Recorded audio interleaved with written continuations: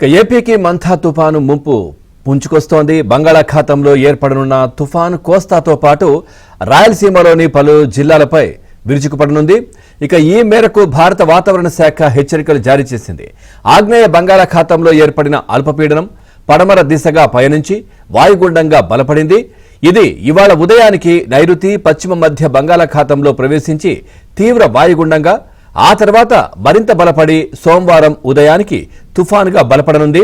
ఇది ఎల్లుండి సాయంత్రం లేదా రాత్రికి మచిలీపట్నం, కళింగపట్నం మధ్య కాకినాడ వద్ద తీరం దాటుతుందని ఐఎండీ తెలిపింది.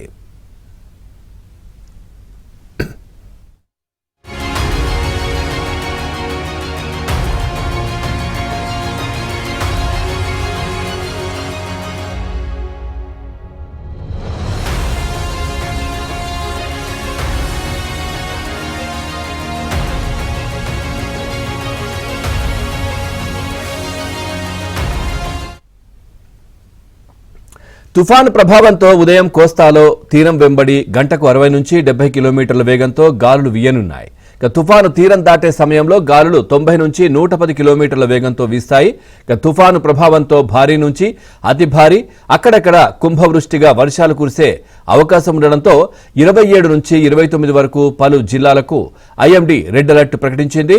ఈ నెల 29 వరకు కోస్తాలో మత్స్యకారులు సముద్రంలో చేపల వేటకు వెళ్లరాదని ఐఎండీ హెచ్చరించింది.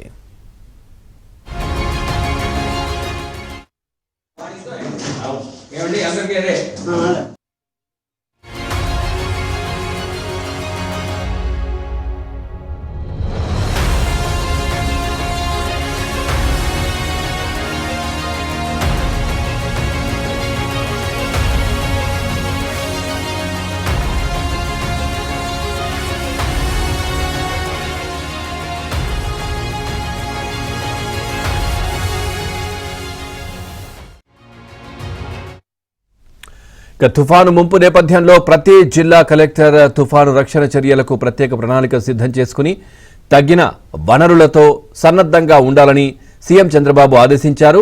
ఎటువంటి ఆస్తి ప్రాణ నష్టం వాటిల్లకుండా ఇప్పటి నుంచే సన్నాహక చర్యలు సమగ్రంగా చేపట్టాలని ఆదేశించారు.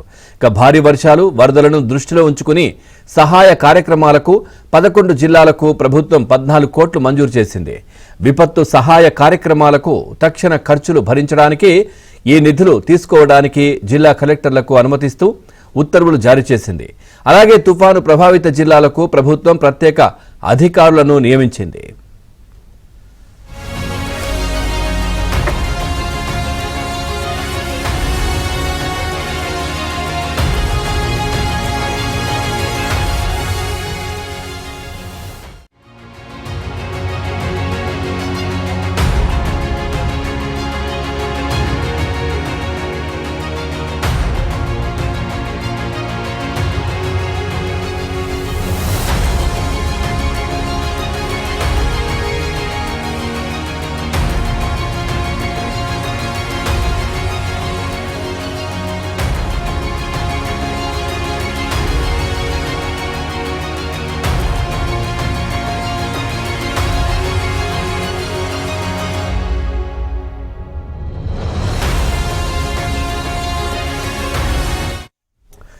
తుఫాను హెచ్చరికల నేపథ్యంలో రాష్ట్రంలోని పలు జిల్లాల్లో అధికారులు పాఠశాలలకు సెలవులు కూడా ప్రకటించారు.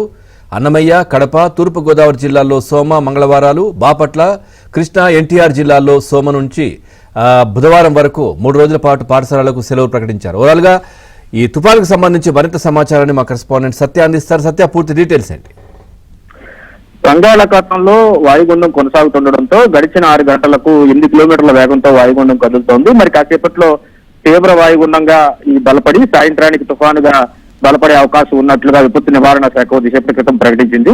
మంగళవారం ఉదయానికి తీవ్ర తుఫానుగా మారి ప్రస్తుతానికి ఈ తుఫాను ఏదైతే పోర్ట్ బ్లేయర్ కు 550 కిలోమీటర్లు, చెన్నైకి 850 కిలోమీటర్లు, విశాఖపట్నంకి 880 కిలోమీటర్ల దూరంలో, కాకినాడకి 880 కిలోమీటర్ల దూరంలో, గోపాల్పూర్ కి 960 కిలోమీటర్ల దూరంలో కేంద్రీకృతమైంది. ఉత్తర వాయువ్య దిశగా కదులుతూ మంగళవారం రాత్రి తీరం దాటే అవకాశం ఉన్నట్లుగా చెబుతున్నారు. మచిలీపట్నం, కళింగపట్నం మధ్య కాకినాడ సమీపంలో తీరం దాటే అవకాశం ఉంది.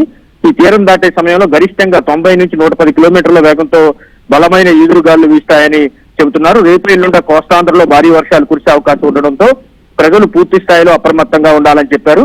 ఇదే సమయంలో అటు ప్రభుత్వ యంత్రాంగం కూడా పూర్తి స్థాయిలో దీనికి సన్నద్ధం అవుతోంది. మొంతా తుఫాను ప్రభావిత జిల్లాలకు ప్రత్యేక అధికారులను కలెక్టర్లను నియమించింది కొద్దిసేపటి క్రితం. ఈ మేరకు జీవో 1982ను కూడా ఇప్పటికే సిఎస్కే విజయానంద్ జారీ చేశారు. ప్రత్యేక అధికారులు రిలీఫ్ రిహాబిలిటేషన్ కార్యక్రమాలను చూడాల్సి ఉంటుందని దాంట్లో స్పష్టంగా పేర్కొనడం జరిగింది. తుఫాను ప్రభావిత ప్రభావంతో వర్షాలు తగ్గే వరకు వారు ఆ విధుల్లో ఉండాలని కూడా స్పష్టంగా ఆదేశాలు ఇచ్చారు. శ్రీకాకుళం జిల్లాకు కేవీఎన్ చక్రధర్ బాబు ఐఏఎస్ అధికారి, విజయనగరం జిల్లాకు పి రవి సుభాష్, మన్యం జిల్లాకు నారాయణ భరత్ గుప్తా, విశాఖపట్నం జిల్లాకు అజయ్ జైన్, అనకాపల్లి అల్లూరు సీతారామరాజు జిల్లాలకు వాడ్రేవ్ వినయ్ చంద్, తూర్పు గోదావరికి కె కన్నబాబు, కాకినాడ జిల్లాకు టిఆర్ కృష్ణతేజ, కోనసీమ జిల్లాకు విజయరామరాజు, అదేవిధంగా పశ్చిమ గోదావరి జిల్లాకు ప్రసన్న వెంకటేష్, ఏలూరు జిల్లాకు కాంతిలాల్ దండే, కృష్ణా జిల్లాకు కాటా అమరపాలి, ఎన్టీఆర్ జిల్లాకు శశిభూషణ్ కుమార్, గుంటూరు జిల్లాకు ఆర్పి సిసోడియా, బాపట్ల జిల్లాకు ఎం వేణుగోపాల్ రెడ్డి, ప్రకాశం జిల్లాకు కోన శశిధర్, నెల్లూరు జిల్లాకు ఎన్ యువరాజ్, తిరుపతికి అరుణ్ బాబు, చిత్తూరుకు గిరీష్ చాలను నియమించారు. వీరిలో ఉత్తర కోస్తా జిల్లాలైన శ్రీకాకుళం, విజయనగరం, మన్యం, విశాఖపట్నం, అనకాపల్లి, ఏఎస్ఆర్ ఈస్ట్ గోదావరి, కాకినాడ, కోనసీమ జిల్లాలకు ఇన్ఛార్జిగా అజయ్ జైన్, అదేవిధంగా దక్షిణ కోస్తా జిల్లాలైన వెస్ట్ గోదావరి తదితర జిల్లాలన్నిటికీ కూడా ఆర్పి సిసోడియాను జోనల్ ఇన్ఛార్జిగా నియమించారు. ఈ అధికారులంతా వారికి కేటాయించిన జిల్లాలకు వెళ్లి ఆయా జిల్లాల్లో కలెక్టర్ల సమన్వయంతో సైక్లోన్ కంట్రోల్ రూమ్లు ఏర్పాటు చేసుకోవాలని కూడా ఉత్తర్వుల్లో స్పష్టంగా చెప్పడం జరిగింది. వివిధ శాఖలతో సమన్వయం చేసుకుంటూ పునరావాస కార్యక్రమాలు ఎప్పటికప్పుడు నిర్వహించాలని కూడా ఆదేశాలు ఇచ్చారు. సాధారణ పరిస్థితులు వచ్చే వరకు కూడా పూర్తి బాధ్యతలు ఆయా అధికారులు తీసుకోవాలని, అదేవిధంగా పూర్తి సాయం అందే వరకు కూడా వారిదే బాధ్యతను కూడా స్పష్టంగా పేర్కొనడం జరిగింది. ఇదే సమయంలో తుఫాను వల్ల ఎక్కడా ప్రాణ నష్టం జరగకుండా చూడాలి, వీలైనంత వరకు ఆస్తి నష్టాన్ని కూడా నివారించాలని మంత్రి అనగాని సత్యప్రసాద్ కూడా అధికారులకు కొద్దిసేపటి క్రితం ఆదేశించారు. మరి కాసేపట్లో హోంమంత్రి, డిజాస్టర్ మిటిగేషన్ మంత్రి అయినటువంటి వంగలపూడి అనిత కూడా దీనిపైన రివ్యూ కూడా నిర్వహించబోతున్నారు. ఆ అధికారులందరినీ కూడా పూర్తి స్థాయిలో అప్రమత్తం చేయబోతున్నారు. Right, thank you Satya, thanks for the updates.